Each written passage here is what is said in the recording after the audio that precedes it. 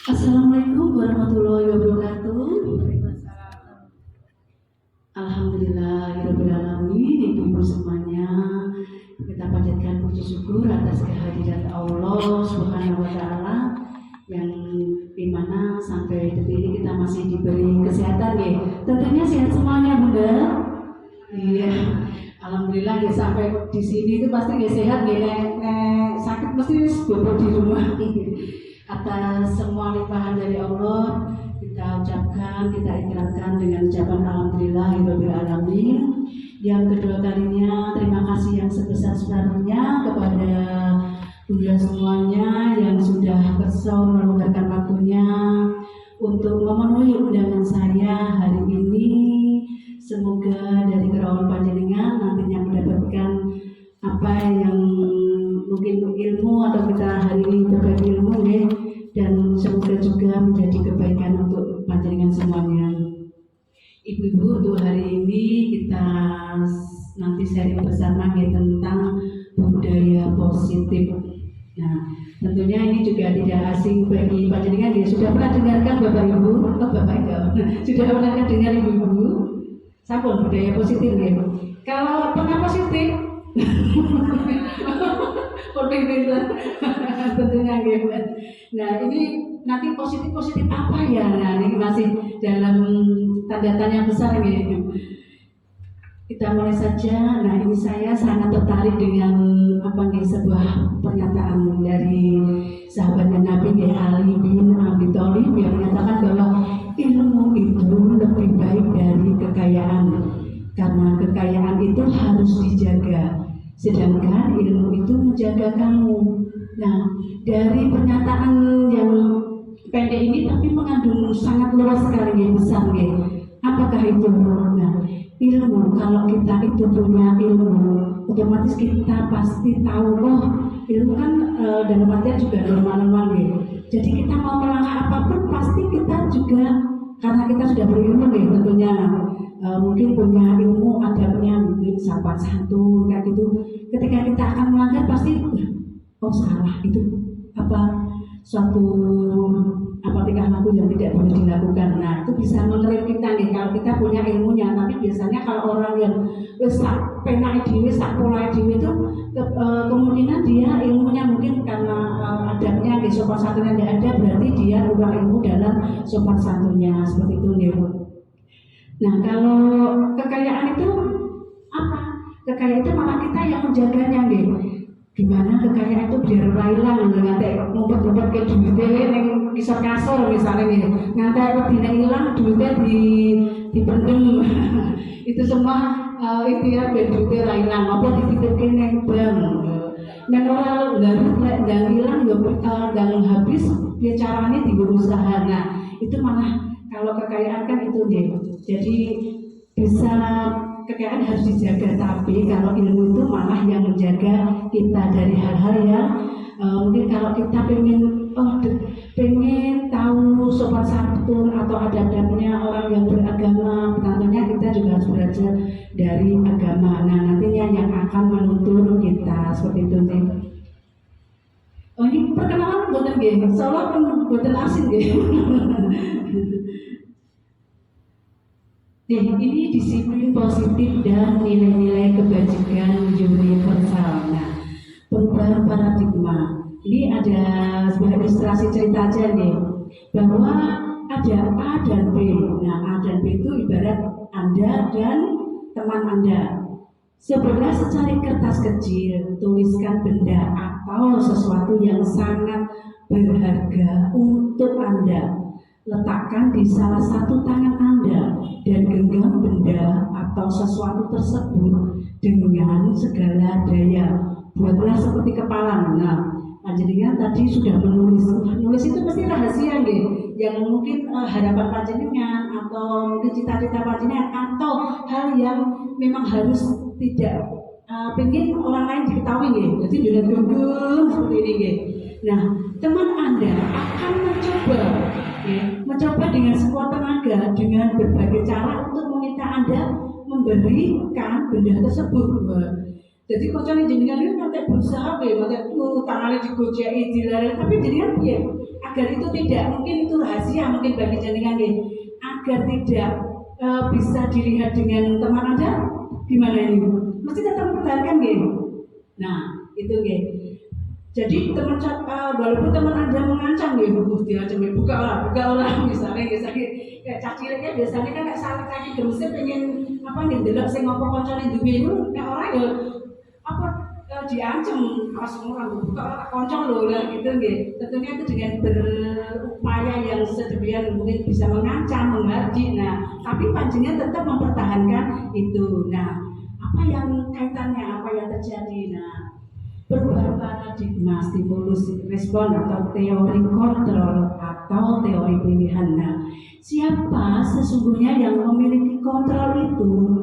Nah, stimulus respon ya, kalau stimulus responnya itu kita mencoba mengubah orang agar berpandangan sama dengan kita. Ini ya. Kemudian kalau teori kontrolnya atau pilihannya, kita berusaha memahami pandangan orang lain tentang dunia. Ini berarti beda nih, secara stimulusnya atau responnya dengan teori kontrolnya. Ya. Kemudian perilaku buruk dilihat sebagai suatu kesalahan. Biasanya sing elek mesti salah nih. Itu biasanya nih. Tapi kalau kontrol itu enggak, semua perilaku itu memiliki tujuan. Jadi ini antara teori dan stimulus responnya nih. Saya kalau di stimulus responnya itu saya bisa mengontrol orang lain, tapi kalau di teorinya saya tidak bisa mengontrol orang lain. Nih. Kemudian untuk di stimulus responnya, pemaksaan ada pada saat bujukan gagal, pilihan-pilihan baru. Nah, contohnya tadi nih, misalnya seorang anak itu pengen membuka apa gegemane koncone karena pengen ngerti apa sing ditulis tadi, itu dengan berupaya nih bisa ngancem, menghardik, terus bujuk-bujuk, ayo toh dibuka toh, biasa kayak gitu nggih. Tapi kalau di teori kontrolnya itu kolaborasi dan konsensus menciptakan ya. Kemudian di stimulus responnya model berpikirnya menang kalah. Tapi di teori kontrol itu model berpikirnya menang seperti itu ya. Nah, sebelum kita berlanjut ya, Ben ini juga meregangkan padanya tadi kan sedang mengajar ya. Tadi harus kaku-kaku lah. Ini bentuk-bentuknya duduk saja nih, nggak usah duduk dulu. Monggo ini jadi nanti kayak gini ya, modelnya karena tidak ada mejanya, kalau ada mejanya tambah asik ya, karena tapi karena tidak ada mejanya gini aja, tangannya dua gitu ya, tangannya duanya gerak gitu. Jadi apa ini seperti mukul gitu, mukul buka, mukul buka, buka, kleru, mukul buka, mukul buka, mukul buka, mukul buka, gitu nggih. Nanti jadi gini aja, nah PKI nih. Ini ibaratnya jenengan bayangin depan jenengan ada mejanya seperti itu nggih. Oh paha ya, monggo paha apa sama paha bawah? Paha atas sama bawah kayak ayam gitu. Nggih, kita mulai nggih. Maaf. Pijet saya situ lho.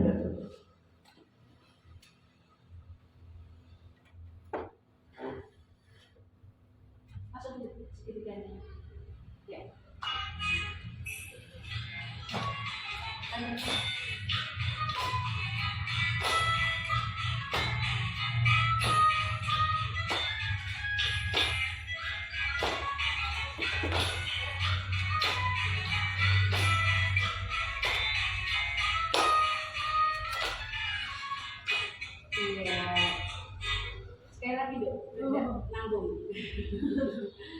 Sama sakit.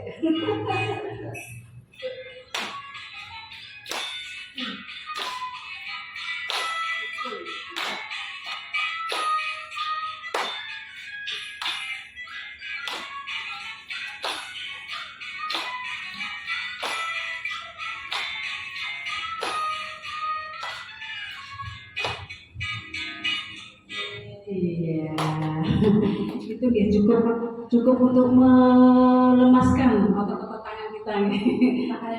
Pahanya juga ben apa darah-darahnya juga lancar seperti itu.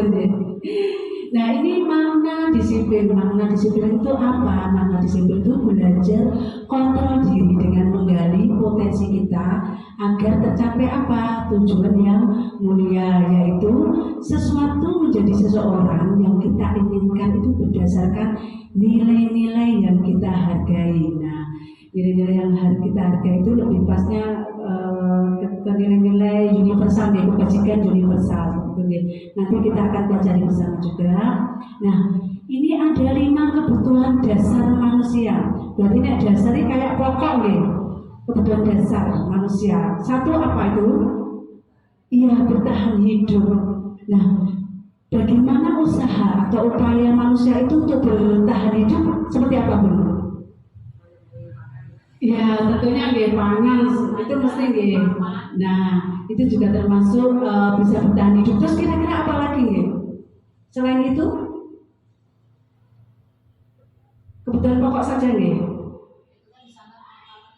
Ya, lebih ke itu nggih. Jadi kayak berarti butuh itu biar untuk apa ya? Sehat. Berarti sehatnya juga termasuk bertahan nggih. Upayanya biar bisa bertahan hidup. Oke. Jadi dengan makan, minum, mungkin juga jaga kesehatan itu dengan berbagai caranya, olahraga itu juga berarti termasuk bertahan hidup ya. Beda orang sakit-sakitan ya kalau olahraga seperti itu. Nah, kalau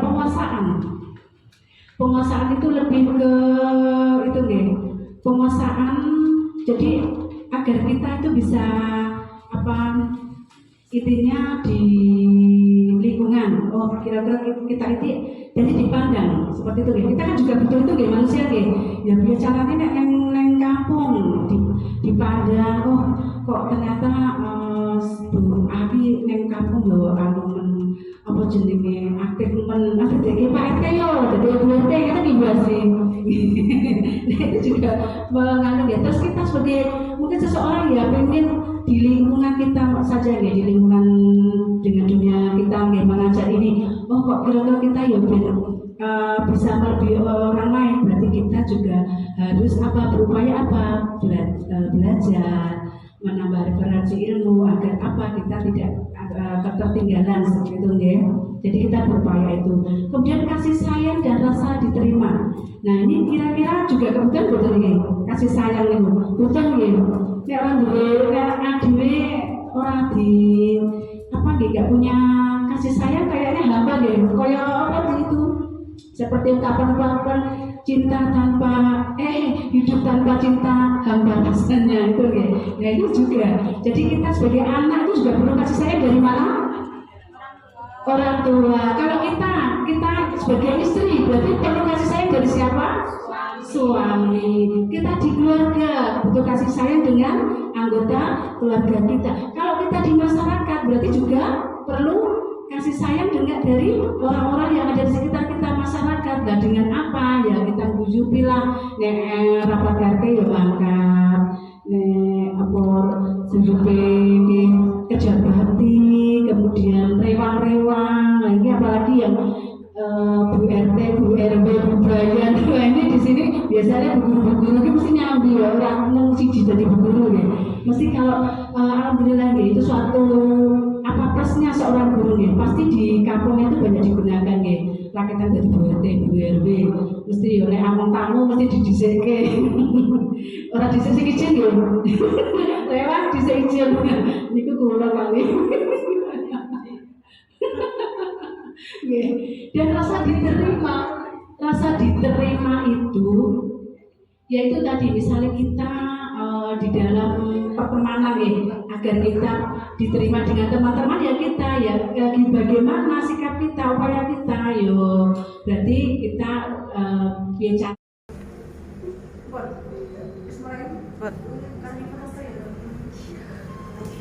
kita lanjut ya ibu-ibu ya. Nah, ini tadi sudah sebagai posisi kita sebagai teman ya.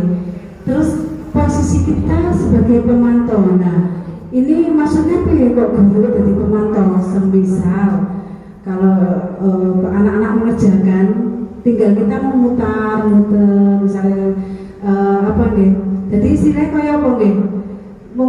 Nyawang, maksudnya perhatikan ya anaknya dari mungkin ketika mengerjakan ujian-ujian kayak gitu nih. Gurunya itu apa muterin, jadi memantau nih. Nah, gue nek sapa sing jablak awas. Tiba-tiba aja diodoteni nek cah SD kalau. Ayo awas, kok ben jablak. Kita ini tak pernah maju ning ngarepan, karena gurune muter-muter. Jadi memantau terus apa yang dilakukan anak gitu nggih. Jadi lebih ke pemantau nggih, memonitor seperti itu. Kemudian sebagai manajer. Nah, manajer itu apa? Manajer itu berarti sebagai kayak pemimpin ya, pemimpin. Jadi lebih ke ini gini, mengarahkan anak atau mengkondisikan anak itu guys. Jadi apa? Dia lebih ke itu. Jadi anak diposisikan sebagai anak buah. Jadi ya kudu manut ya apa sih dijelaskan guru itu ya kudu mengikuti, kudu manut seperti itu guys. Bisa dilanjut ya?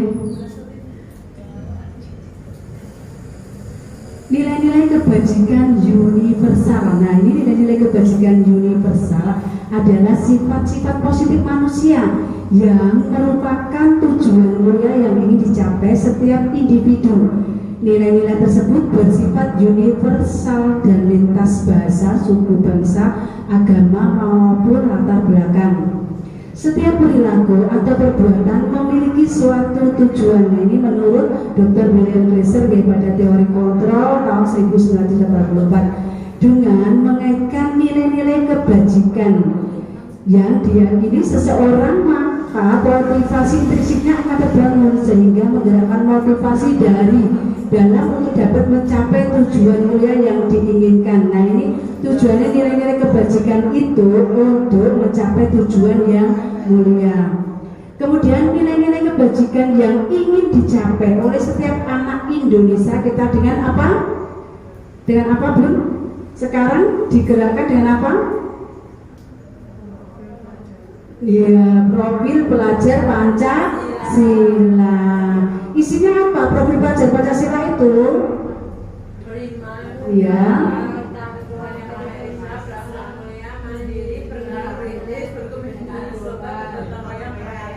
Nah, ini sudahkah panjenengan laksanakan di TK-TK panjenengan, di sekolah panjenengan? Insya Allah nih. Ini kalau dia dari dulu itu sudah nih kayak pengembangan karakter itu nih. Tapi sekarang kan berbeda-beda, cuma berbeda apa? Iya, istilahnya seperti itu nih. Jadi nilai-nilai kebajikan itu lebih ke nilai moral nih. Nilai yang baik lebih ke karakter. Nah, ini bisa kita biar apa nih? Tahu apa yang kita ajarkan di apa profil pelajaran Pancasila tadi apa saja nih? Monggo kita menyanyi bersama di sini nih. Ini sudah ada tagnya, nanti tinggal bareng-bareng nih. Yuk kita bareng.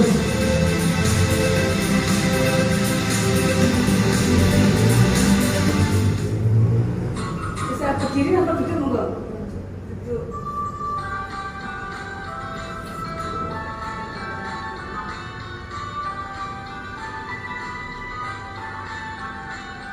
Belajar Pancasila, beriman dan bertakwa pada Tuhan yang Esa dan berakhlak mulia, berkebinekaan hebat, gotong royong mandiri, kreatif dan bernalar kritis. Belajar Pancasila, beriman dan bertakwa pada Tuhan yang Esa dan berakhlak mulia, berkebinekaan hebat, gotong royong mandiri, kreatif dan bernalar kritis. Nah, ini bisa juga diberikan ke anak nih, agar anak juga hafal. Oh sudah, sekali lagi nggih, biar apa?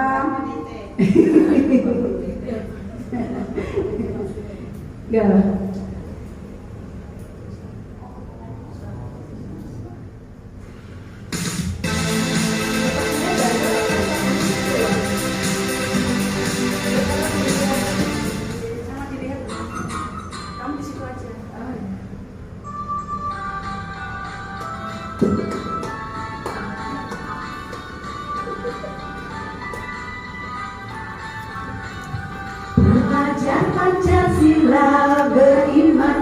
bertakwa pada Tuhan yang Esa dan berakhlak mulia, berkebinekaan global, gotong royong mandiri, kreatif dan bernalar kritis, belajar Pancasila, beriman dan bertakwa pada Tuhan yang Esa dan berakhlak mulia, berkebinekaan global, gotong royong mandiri, kreatif dan bernalar kritis.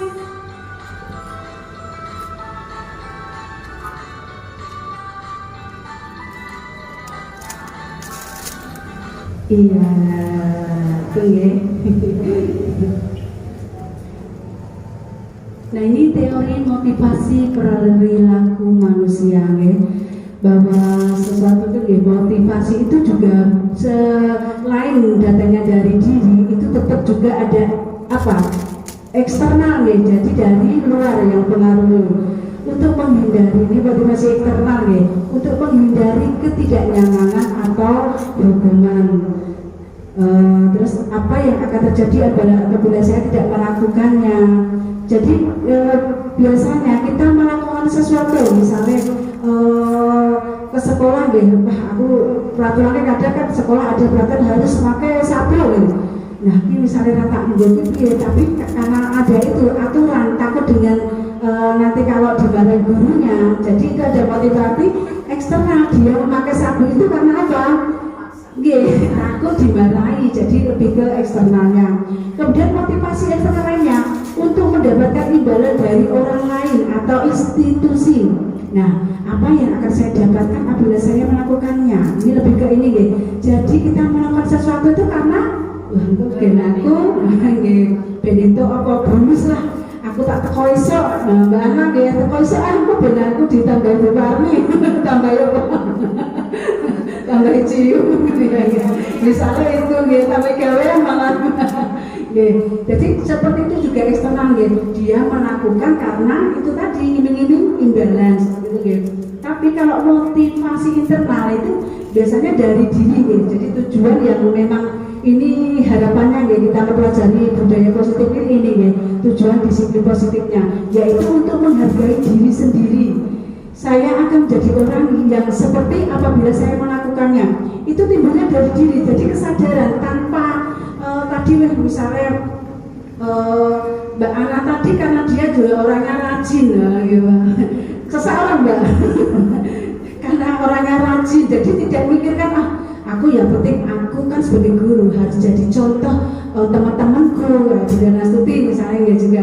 Jadi datang itu karena dari apa diri ya Bunda, tidak ada karena apa karena peraturan nanti saya datangnya lebih awal, nanti setiap bulannya ditambah fee-nya misalnya gitu. Tidak karena itu, dia walaupun ada tidak ada imbalan sekalipun dia itu mengerjakan dengan apa?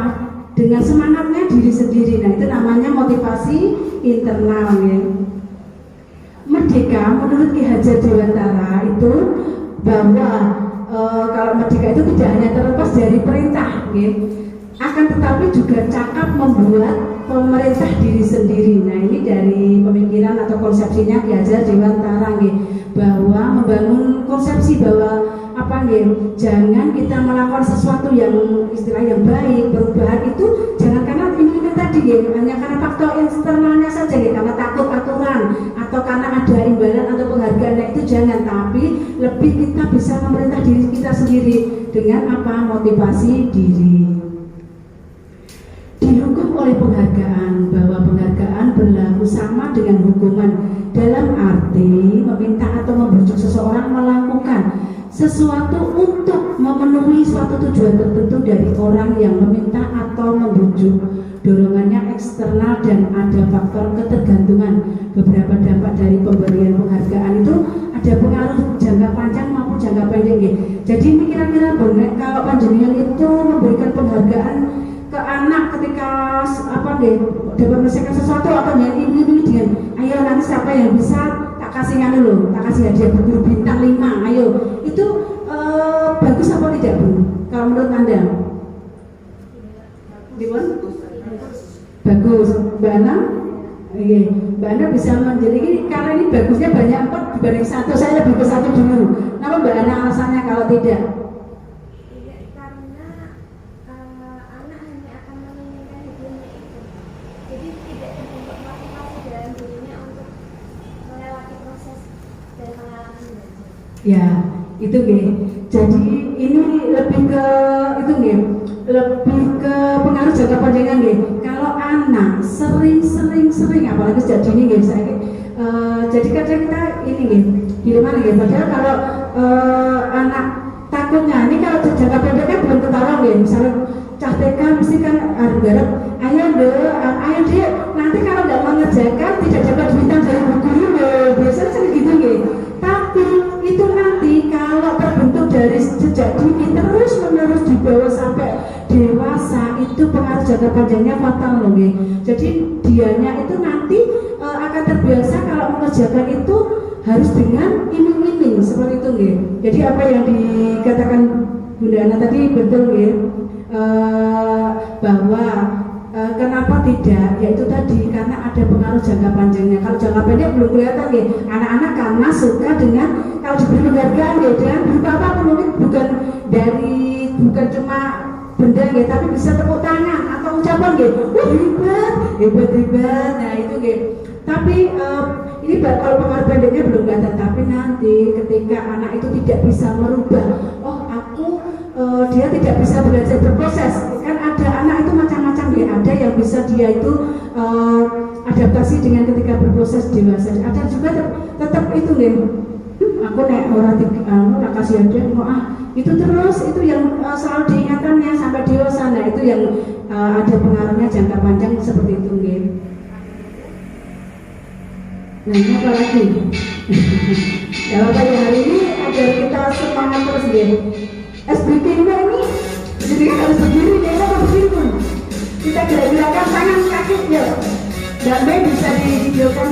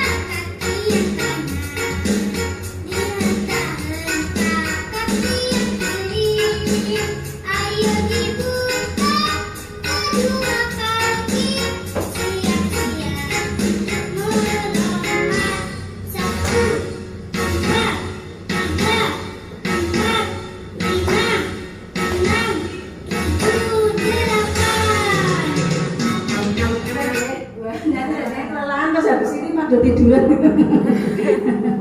Karena keasikan ya. Nah, kita lanjut ya. Moga sampai bisa moga Bunda diminum Bunda restitusi. Ya. Apa itu restitusi? Nah, sudah pernahkah panjenengan Bunda untuk apa ya itu restitusi? Restitusi itu adalah proses menciptakan kondisi bagi murid untuk memperbaiki kesalahan mereka sehingga mereka bisa kembali pada kelompok mereka dengan karakter yang lebih kuat, jadi bisa lebih baik begitu ya. Restitusi juga merupakan proses kolaboratif yang mengajarkan murid untuk mencari solusi untuk masalah mereka dan membantu anak itu atau murid berpikir tentang orang seperti apa yang mereka ingin menjadi tujuan mulia dan mereka bagaimana mereka itu harus memperlakukan orang lain. Nah itu restitusi ya. Berarti restitusi itu kayak seperti tindakan ya untuk menciptakan suasana itu bisa lebih baik atau seseorang itu bisa menjadi lebih baik ya. Nah 9 ciri-ciri restitusi ini nih dia restitusi ini hilang gak begini saking lembur sampai malah jadi gak bukan untuk menebus kesalahan namun untuk belajar dari kesalahan, kemudian untuk memperbaiki hubungan, tawaran bukan paksaan. Restitusi itu menuntut untuk melihat ke dalam diri, juga mencari kebutuhan dasar yang menjadi tindakannya. Kemudian restitusi diri adalah cara yang paling baik, fokus pada karakter bukan tindakan ya. Juga fokus pada solusi, mengembalikan murid yang berbuat salah pada kelompoknya. Nah dalam artiannya begini ya, secara keseluruhan itu anak-anak yang berbuat salah itu bagaimana caranya dia itu bisa kembali ke jalan yang benar. Jalan yang benar berarti kemarin jalan yang benar itu ya, artinya dia bisa menyadari kesalahannya itu bagaimana ya, itu lebih ke moral kita tadi ya, misalnya kita posisikan dia sebagai teman, jadi berarti kita pas ketika itu ada kasus misalnya di kelas panjenengan nih ada kasus mungkin anak itu dari apa nih istilahnya bengi apa karena dia lebih kalau malam itu main HP-nya mungkin begadang dengan sekolah mengontrol kalau sirah disalahnya kayak gitu nih. Nah ini kan juga kasus nih masalah nih. Nah itu bagaimana caranya mengatasinya? Ya dengan panjenengan misalnya dengan restitusi ini nih. Kita buat jadi jangan sampai anak itu tadi merasa terhukum, jangan malah diberi hukuman juga. Ayo kowe nek wong turu kono ngadeg ning pojokan kono engko nganti diburu rampung. Anak-anak malah seneng nek caci lagi. Aku nah itu anak TK kan waktu berlaku ke SD SMP kan itu namanya hukuman itu berat ya.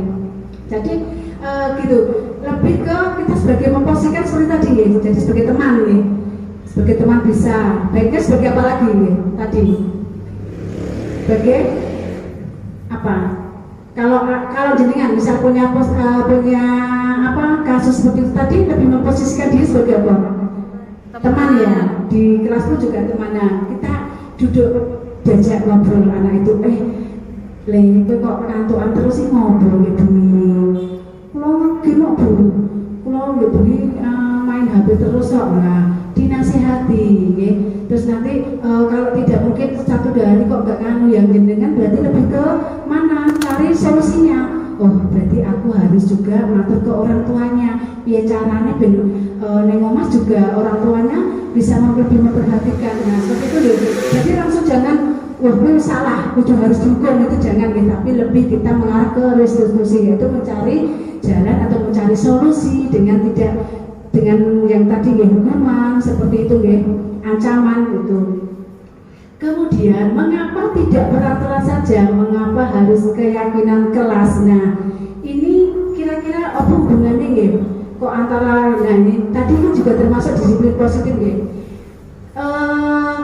Mengapa itu nih peraturan? Nah, karena kita kalau ini nih contoh aja nih, mengapa kita memiliki peraturan harus menggunakan helm bila mengendarai roda 2? Nah ini termasuk aturan nih. Berarti peraturan kalau kepolisian itu satlantas gitu, kudu bawa helm, nah orang ya dicegah, ditilang seperti itu gitu. Terus mengapa kita memiliki peraturan 3M? Menggunakan masker, mencuci tangan dan menjaga jarak 1,5 meter itu ketika kita kemarin distancing ya, ketika apa? corona ya. Mengapa kita memiliki peraturan harus datang tepat waktu pada saat mengikuti pelatihan? Nah, ketika panjenengan mungkin workshop pelatihan itu kan mesti ada aturan ya, harus datang 5 menit sebelum acara dimulai. Nah, seperti itu ya. Untuk mendukung motivasi intrinsik kembali ke nilai-nilai keyakinan. Nah, keyakinan yang lebih menggerakkan seseorang dibandingkan mengikuti serangkaian peraturan-peraturan tersebut. Nah, ini ya, kita lebih menekankan kepada keyakinan.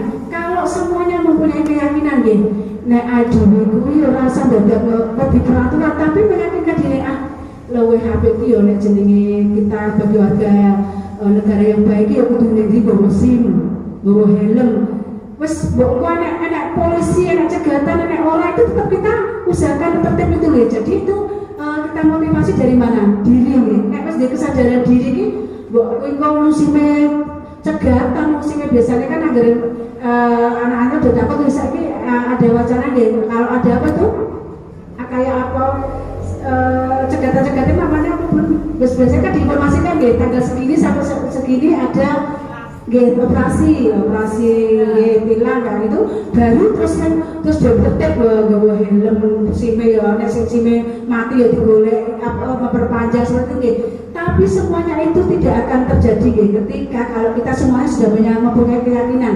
Nah, apalagi sebagai pendidik gitu, jangan sampai kita karena takut peraturan aja gitu, peraturan apa gitu, misalnya yang datang terlambat nanti harus di luar dulu setengah jam, misalnya seperti itu gitu.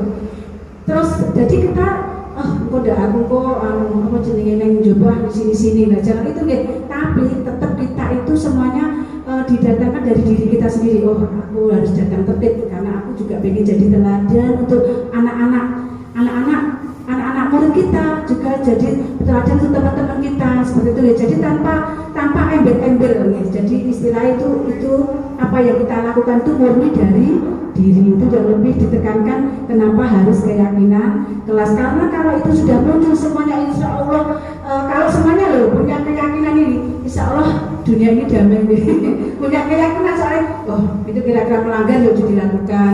Kok mesti sing tilang-tilangan ya enak soalnya apa ya, tapi dosa jadi diri. Tapi ternyata Indonesia itu juga tingkat kesadarannya masih rendah. Itu tidak polisi ada gawean gitu. Lurus. Nah, untuk anak yang merasa gagal karena berbuat salah menjadi positif terhadap dirinya, ini ada 3 cara nih, yaitu menstabilkan identitas. Guru berkata misalnya nih, berbuat salah itu ya hal manusiawi, tidak ada manusia yang sempurna. Nah, atau Bapak Ibu juga buat salah, kita pasti menyelesaikan permasalahan ini. Nah, jadi lebih ke pernyataan-pernyataan yang apa? Membuat anak nyaman deh. Misalnya anak melakukan kesalahan, misalnya dorong kocone lah, betul-betul itu tidak sengaja atau tidak sengaja, tapi sebagai guru kita harus bisa menstabilkan itu deh dirinya. Misalnya anak kita ya kan juga apalagi masih kecil-kecil ya, si anak kita kadang berpikirnya kan kadang misalnya anyar ya langsung dorong kocornya tanpa itu ya, itu baik apa enggak kan enggak ya. Nah, itu bisa kita damaikan, Dek, ini kan ya temanmu, nggak boleh gitu ya, karena temennya nggak boleh nakal, apalagi mendorong. Yuk terus anus dulu, minta maaf sama temennya. Nah, besok lagi tidak usah diulang nih, tidak boleh diulang, ini kan tidak baik. Nah, itu ya, jadi itu termasuk juga cara menstabilkan identitas. Jadi membuat anak yang tadi bersalah ya, tidak merasa dihakimi, tidak merasa bersalah seperti itu ya, tapi dia bisa melakukan atau merubah, oh tadi ya salah berarti besok tidak akan dilakukan seperti itu ya. Kemudian membantu murid mengenali basic atau kebutuhan dasar yang ingin dipenuhinya ketika melakukan kesalahan. Nah, ini termasuk validasi kebutuhan. Nah, ini guru berkata, kamu bisa saja kan melakukan hal yang lebih buruk, tapi kamu tidak melakukannya. Terus juga mungkin Pak, kamu pasti punya alasan mengapa melakukannya. Apa ya yang penting bagi kamu? Jadi ini lebih ke apa? Oh, dia melakukan itu kira-kira apa nggih?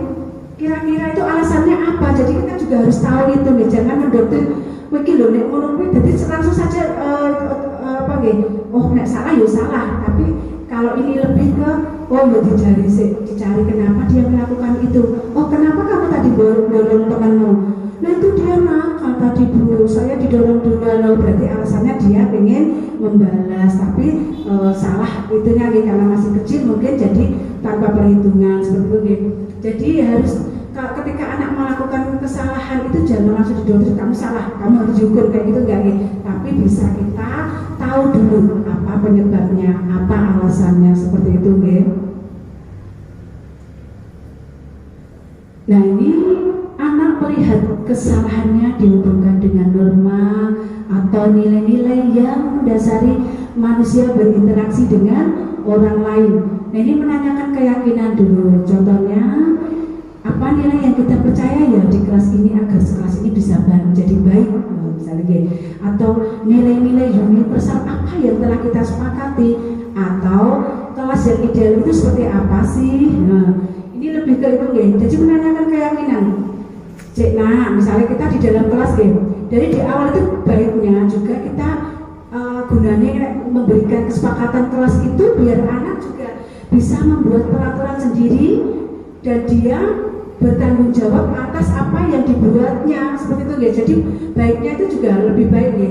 Itu misalnya anak-anak ketika sudah masuk kelas, kemudian kan biasanya kita sebelum ke kegiatan main kan apresiasi dulu ya, apresiasi awal kita jelaskan apa yang akan kita lakukan. Kemudian di sela-sela itu ketika anak sudah mau memulai ke kegiatan, kita ajak dulu anak berkesepakatan kelas. Nah, kita nanti mau belajar loh di empat agama itu, lihat di sana nanti kamu bisa bermain melukis loh di sana loh. Itu banyak guru menyediakan bermacam-macam mainan. Di sana kamu bisa menulis loh nanti loh, bisa menulis dengan pensil. Itu disediakan juga, itu guru manik-manik, nanti bisa menggunakan kerikil, motif-motif itu banyak. Misalnya gitu sana, di sana tuh nanti kamu bisa main masak-masakan dengan temenmu atau main balok membuat bentuk bangunan. Nah, tapi nanti ketika anak-anak bermain, ayo kita bersepakat ya. Apa kesepakatannya? Nah, di saat itu anak-anak panjenengan libatkan untuk membuat kesepakatan. Nanti kan anak-anak pasti langsung dong ngomong diri. Nanti tidak boleh lari Bu Guru, tidak boleh lari-larian misalnya, betul. Apa? Tidak boleh lari-lari terus. Tidak boleh ngakali teman Bu Guru, tidak boleh rebutan. Nah, ini nanti, nah itu yang nanti kan panjenengan anu lagi ya. Nah, tadi anak-anak sudah menyebutkan loh, tidak boleh ngakali teman, tidak boleh apalagi tadi berebutan. Nah, itu tadi ada 4 lain. Jadi anak-anak nanti bisa mengisi semuanya itu secara nanti bergantian. Sana penuh gimana? Ganti lainnya Bu Guru. Nah, itu berarti kan sudah kita mengarahkan tapi tanpa itu mewajibkan kamu harus di sana kan. Kalau kawan-kawan pembagiannya seperti itu misalnya 4 kelompok ya nanti kamu 4 kelompok di sana. Ini ayo nih ya anak Ani di sana ya. Itu berarti kalau sekarang kita mau laksanakan konsep merdeka masuk apa tidak ini? Tidak masuk karena kita masih mengarahkan, bukan karena keinginan anak sendiri. Nah itu jadi kita lebih memberikan pilihan juga. Anak juga bisa memutuskan, anak juga bisa memberikan ide. Ketika tadi kesepakatan kelas, tentunya juga kita yang kalau setiap hari itu dilakukan, nanti akan membentuk anak, keyakinan anak. Oh anak itu pastinya akan jadi secara kalau suatu kegiatan atau kegiatan tingkah laku yang ada hubungannya dengan perilaku kalau dilakukan setiap hari itu akan pasti menjadi pembiasaan. Nah, itunya tentunya yang akan nantinya menjadi keyakinan kelas ya, itu yang harus diharapkan. Memang diharapkan anak-anak itu timbul keyakinan kelasnya akan menjadi manusia-manusia yang berkarakter, yang berprofil pelajar Pancasila ya. Jadi harapannya itu.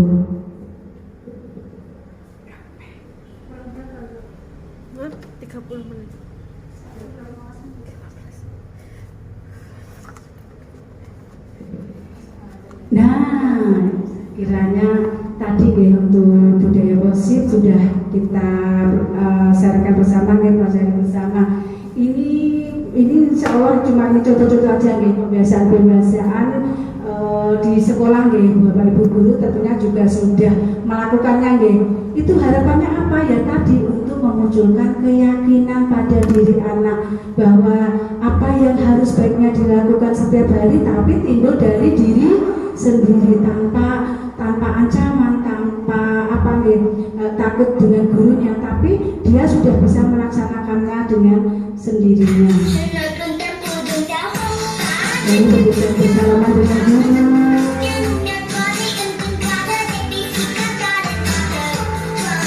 Jadi tujuannya bersalaman itu juga apa? Memunculkan anak untuk menghargai orang yang lebih tua dengan apa? Bersalaman, mencium tangan. Itu baik dilakukan setiap hari ya.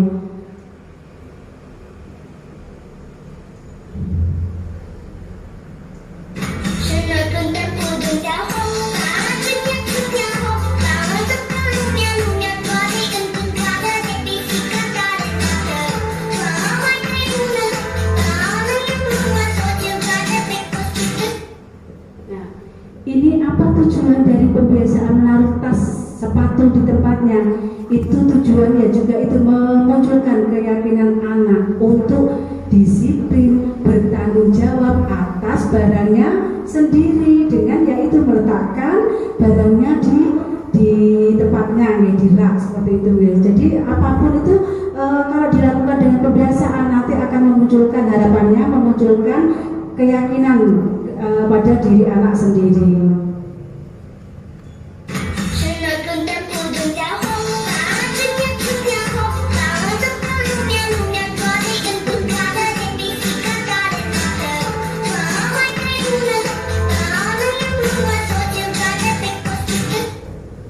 Nah, ini juga nih, walaupun sebenarnya juga sepele ya, apa mencuci tangan, tapi itu jadi kebiasaan yang baik tatkala kita juga mendisiplinkan deh. Tujuan utamanya apa toh dengan mencuci tangan tadi? Anak tertib, anak disiplin, anak mampu antri menunggu gilirannya. Nah, itu tujuan utama yang dilakukan anak nih, dibiasakan kepada anak-anak kita nih.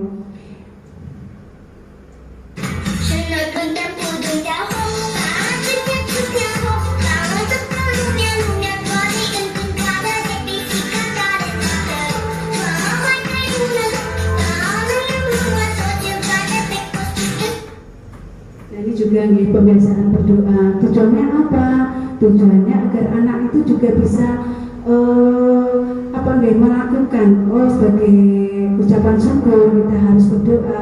Sebelum kegiatan apapun kita juga harus awali dengan doa. Dan doa itu pun tidak harus dilakukan di dalam kelas nih, tapi juga tatkala mungkin di luar, karena mungkin lebih ke pembukaannya ada di luar, nggak bisa berarti berdoa bersama-sama di luar seperti itu. Jadi kalau anak sudah terkonsepsi hariannya itu teraturan seperti itu, otomatis sudah berjalan sendiri budaya setinggi. Jadi anak tanpa diperintah sudah dari jalan masuk cium tangan itu sudah secara sendirinya nih, udah karena sudah terbiasa.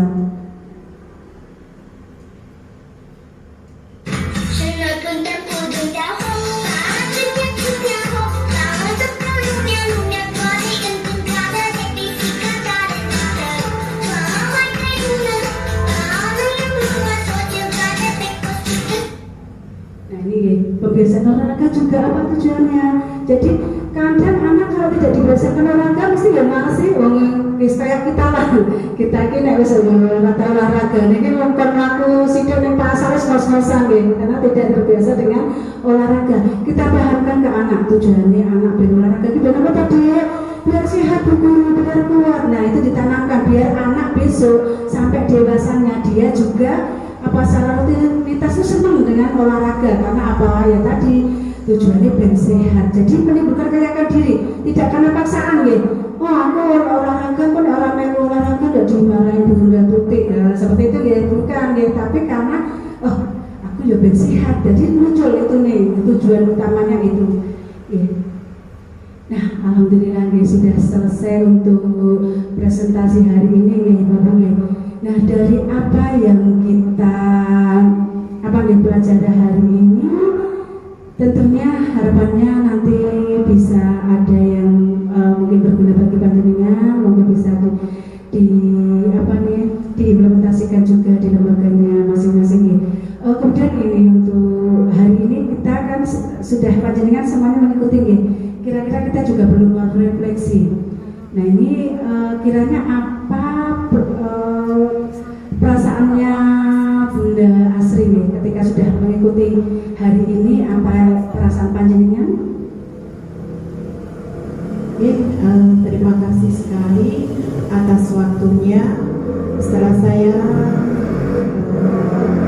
mendengarkan, melihat tentang sikap positif nih, kebiasaan positif ini, yang pertama kita menambah ilmu yang tentunya kita yang sebelumnya kita tidak tahu apa atau itu kebiasaan positif, kita akan menjadi lebih tahu dan selanjutnya kita akan menerapkan tentang kebiasaan positif itu kepada anak-anak didik kita. Mudah-mudahan dengan ilmu yang Bu Parni berikan ini akan menjadi ilmu juga bagi kami, khususnya juga bagi anak-anak kami.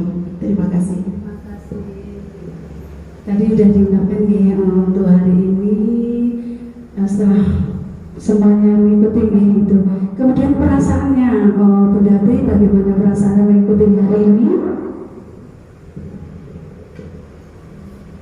Terima kasih kepada Bu Parni.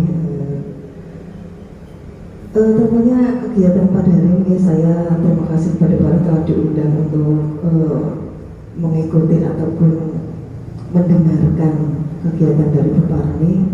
Terus terang senang kenapa? Karena selain kita di sini bisa bersilaturahmi, bertemu dengan teman-teman, juga kita mendapat ilmu pastinya itu mana yang belum pernah saya terapkan di sekolah, mana yang tadi yang dikatakan bintang 5 itu boleh enggak untuk menarik anak supaya mau mengerjakan, dan ternyata itu memang saya sering sekali pakai itu, dan ternyata setelah mengikuti kegiatan ini tidak dikumpulin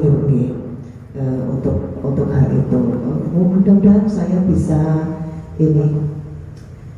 menerapkan di sekolah saya, mungkin dengan bagaimana anak itu bisa mau mengerjakan ataupun mau mengikuti kegiatan yang kita adakan itu, mungkin dengan hal-hal yang lain yang memang masih perlu banyak belajar saya Bu Parni. Ya mungkin dengan kegiatan ini menambah ilmu bagi saya secara pribadi tentunya. Yang intinya senang, terima kasih sudah diundang ke sini. Matur suwun. Tentunya ya itu tadi ya, misalnya beri penghargaan itu dikurangi dulu ya. Kalau anak mesti langsung kan kaget mungkin ya, tapi dikurangi dengan mungkin berhari-hari tidak diberikan itu dulu ya. Jadi lebih baiknya ya itu tadi kalau bisa ya tidak usah diberi iming-iming lah. Jadi biar anak terbiasa dia melakukan itu dengan dirinya sendiri, seperti kemauannya sendiri. Ini untuk kedepannya, harapannya kiranya setelah mengikuti hari ini, sesi hari ini, apa yang akan dilakukan Bunda Tini? Terima kasih. Saya ucapkan terima kasih dari Ibu Parni sudah mengundang kita di sini. Untuk kedepannya dengan ilmu yang kita terima hari ini, insya Allah akan kita terapkan di sekolah kita. Jadi banyak sekali ilmu yang diterima hari ini. Jadi insya Allah nanti kedepannya tetap kita terapkan. Perlahan-lahan kita berubah ya, yang kemarin belum kita terapkan ya kita terapkan di tengah kita masing-masing. Terima kasih sekali ilmunya di pesan ini. Untuk itu saja. Terima kasih. Ibu kiranya alhamdulillah ya hari ini semuanya diberi kelancaran sampai sesi akhir ini. Kiranya dari saya apabila dalam membawakan mungkin masih banyak kesalahan atau hilaf dalam pengucapan, saya atas nama pribadi mohon maaf yang sebesar-besarnya. Harapan saya nantinya ilmu ini, sharing ilmu ini bisa berguna untuk panjenengan semuanya di lembaga panjenengan semuanya, dan untuk kedepannya kita saling sharing ilmu. Mungkin kalau panjenengan punya ilmu lain bisa kita bersama-sama seperti ini agar apa? Karena apa? Suatu ilmu itu akan dikatakan bisa bermanfaat apabila memang bisa dimanfaatkan oleh orang lain nggih. Jadi sebagusnya apapun ilmunya tapi tiba-tiba itu ya apa istilahnya tidak, itu belum dinamakan ilmu yang bermanfaat. Jadi monggo nanti Bu Asri, Bu Tri, Bu Yatini yang punya ilmu saling berbagi seperti ini nggih. Kita tunggu event-event selanjutnya. Monggo kita sama-sama bagaimana kita mengupayakan memfasilitasi anak kita sebagai generasi yang akan datang yang nantinya bisa menjadi harapan, tentunya bisa berguna untuk orang tua, negaranya maupun agamanya seperti itu nggih, dan bisa berprofil belajar Pancasila. Demikian dari saya akhiri dengan ucapan salam. Wassalamualaikum warahmatullahi wabarakatuh. Waalaikumsalam warahmatullahi Terima kasih. wabarakatuh.